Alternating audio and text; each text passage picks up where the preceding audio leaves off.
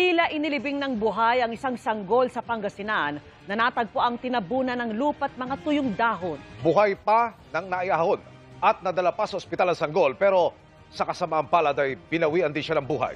Nakatutok si Sandy Salvacio ng GMA Regional TV.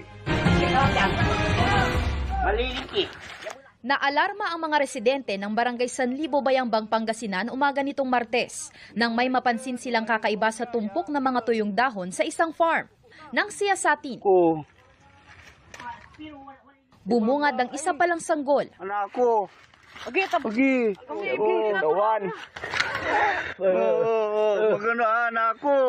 Kwento ng opisyal ng barangay, isang residenteng bumisita sa mga taniman ng sibuyas at mais sa lugar ang nagsabing nakakita umano sila ng dugo sa lupa. May nakita silang blood doon sa portion na lupa na sa may maisan. Siyempre, nagtaka din at parang naalarma yung may-ari. Agad daw nila itong ipinaalam sa ibang residente at sa mga taga-barangay. Sinundan nila ang bakas ng dugo hanggang makarating sa puno ng mangga at doon na nakita ang sanggol. Ang residenteng si Dani ang mismong nag-ahon sa sanggol mula sa hukay. Nun inalsak, inikal kura may dalin, yun ulang to, tandya sungo to, isang kunatan impaibatik. Buhay pa raw ito ng may ahon pero nangingitim na ang labi.